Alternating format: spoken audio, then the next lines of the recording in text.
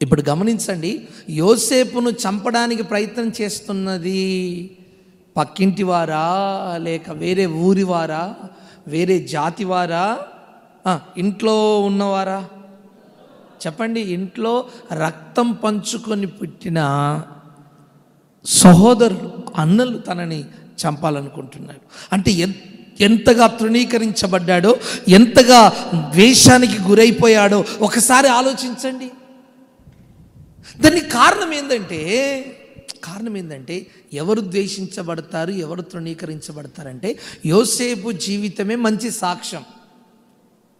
దేవుని యందు భయభక్తులు కలిగి ఆయన త్రోవలో ఎవరైతే నడుస్తుంటారో, దేవుని మీద భయభక్తులు కలిగి దేవుని యందు విశ్వాసం ఉంచిన వారు లోకస్తులు ఏం చేస్తారు? ఆ వ్యక్తులను ద్వేషిస్తారు. ఆ మాట యేసు ప్రభు కూడా చెప్పాడు. మీరు నన్ను వెంబడిస్తే, మీరు నన్ను ఆరాధిస్తే ఈ లోకం మిమ్మలను ద్వేషిస్తుంది అని చెప్పాడు. ప్రభువే చెప్పాడు. దేవుని యందు భయభక్తులు కలిగి దైవ చిత్తాన్ని చేస్తున్న యోసేపును అన్నలు ద్వేషించి పగబట్టాడు. దుష్టుడైన సాతానుడు ఎలా చేస్తాడో చూడండి. అలాగని యోసేపు భక్తి మానేశాడా? ప్రార్థన మానేశాడా? పరిశుద్ధ జీవితం మానేశాడా? అన్నలతో ఏమైనా రాజీపడ్డా?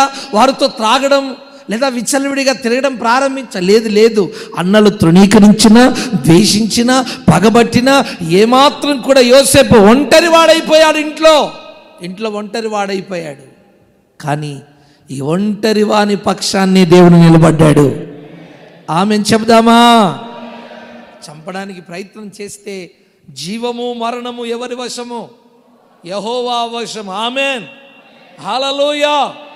ఆయన సెలవు లేకుండా నీ జీవితంలో, నా జీవితంలో ఏది జరగదు.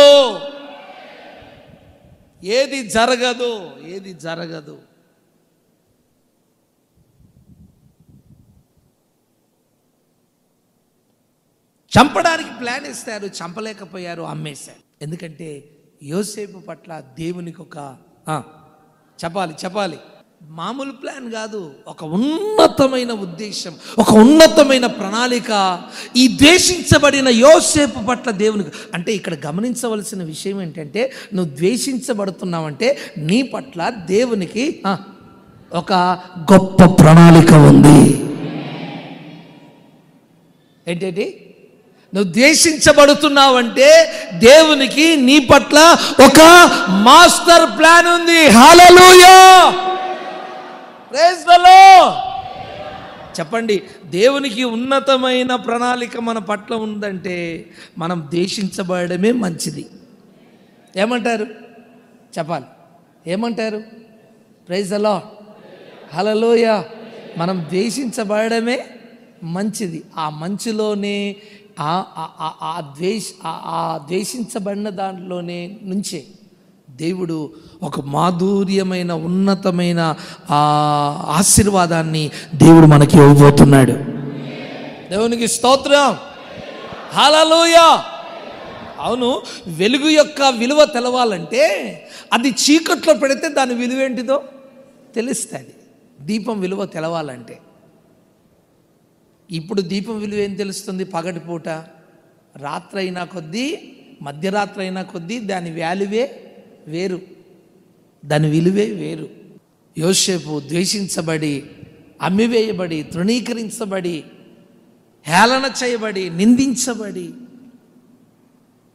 ఇప్పుడు చెప్పండి, ద్వేషించబడిన ఈ యోసేపుకి ఈ కార్యాలన్నీ ఆశీర్వాదకరంగా మారాయా, శాపంగా మారాయా? చెప్పాలి. అది నువ్వు గమనించాలి. నీకు వస్తున్న కష్టము, నీకు వస్తున్న నష్టము, నీకు వస్తున్న బాధ, నీకు వస్తున్న నింద, నీకు కలిగిన అవమానం, ఇవన్నిటిని దేవుడు ఏం చేస్తాడు? నీకు ఆశీర్వాదకరంగా మారుస్తాడు. దేవునికి స్తోత్రం, దేవునికి స్తోత్రం. అలా ప్రభు చేయబోతున్నాడు.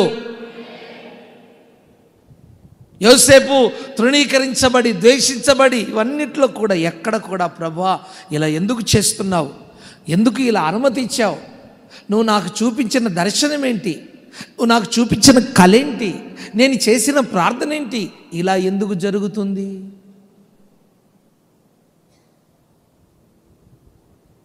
ఇలా ఎందుకు జరుగుతుంది?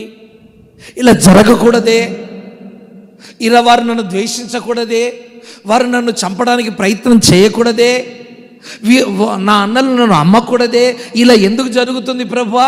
నేను ఇంత నమ్మకంగా ఉంటే నన్ను జైల్లో వేశారే, నన్ను అవమానపరుస్తున్నారే, నన్ను ఒక భయంకరంగా బాధిస్తున్నారే, సూటిపోటి మాటలతో నన్ను గాయపరుస్తున్నారే, ప్రభువా ఎందుకు ఇలా చేస్తున్నావు? నేనేం చేశాను? ఏం పాపం చేశాను? ఏం పాపం చేశాను?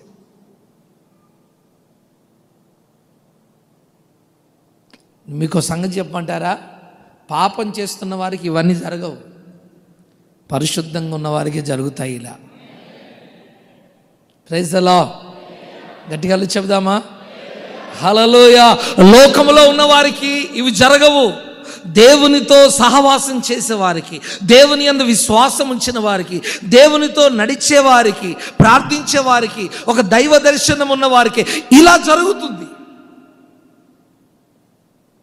నువ్వు కూడా చాలాసార్లు అలా ప్రార్థన చేసి ఉండవచ్చు, ప్రభువా ఎందుకు ఇలా అవుతుంది, నేనేం పాపం చేశాను, నన్ను ఎందుకు ఇలా ద్వేషిస్తున్నారు, నన్ను ఎందుకు ఇలా తృణీకరిస్తున్నారు, నన్ను ఎందుకు ఇలా అవమానపరుస్తున్నారు, నేను ఏ తప్పిదం చేయలేదే, ఏ పాపం చేయలేదే, ఏ అపరాధం చేయలేదే, నన్ను ఎందుకు ఇలా చూస్తున్నారు వీరు, నేనేం చేశాను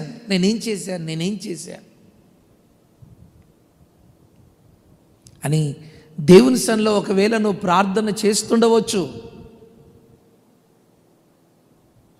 అయితే గమనించు, నీ ప్రార్థన వింటున్న దేవుడు ఈ ప్రతికూలమైన పరిస్థితులన్నిటినీ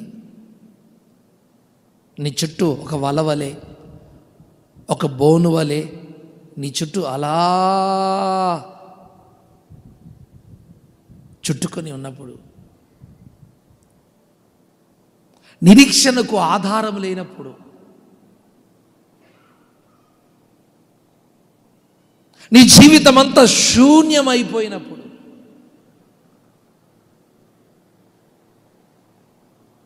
నీకు సహాయం ఎక్కడి నుంచి రాలేని పరిస్థితి ఏర్పడినప్పుడు, నీ చుట్టూ అన్ని ప్రతికూలమైపోయి తలుపులన్నీ మూయబడితే, పైనున్నవాడు మాత్రం ఒక అద్భుతమైన ద్వారాన్ని తెరుస్తాడు. అదే మాట మొర్దెకై అన్నాడు. ఏమన్నాడు? ఇశ్రాయేలుకు, యూదులకు ఈ దిక్కు నుంచి సహాయం కాకపోతే మరొక దిక్కు నుంచి సహాయం వస్తుంది. గట్టిగా చెప్దామా? దేవునికి స్తోత్రం, దేవునికి స్తోత్రం. ఇప్పుడు ఏం జరిగింది? అన్ని ద్వారాలు మోయబడినప్పుడు దేవుడు ఫరోతోనే మాట్లాడి ఫరో ద్వారానే చెరసాల తలుపులను దేవుడు తీయించాడు.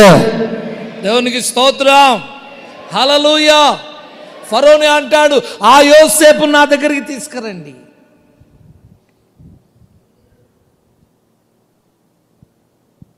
ఫరో యోసేపుకి దండం పెడుతున్నాడు. ఎందుకు?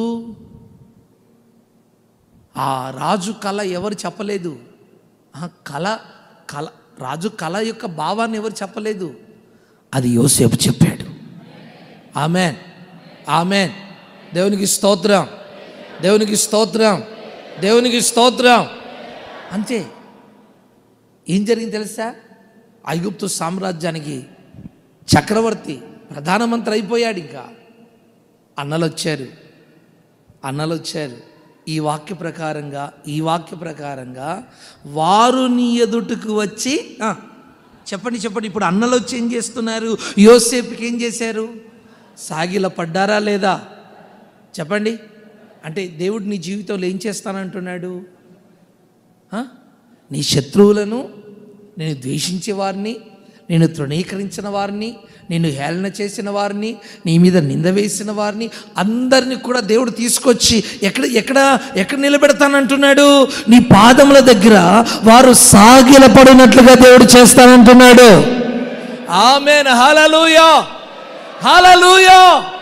కనుక నీ నిత్య జీవితంలో నేను ఎవరైనా ద్వేషించినా, నీ మీద ఎవరైనా పగబట్టినా, లేక నీ గురించి రకరకాలుగా మాట్లాడినా, నీ మీద నిందలు వేసినా నువ్వు భయపడద్దు.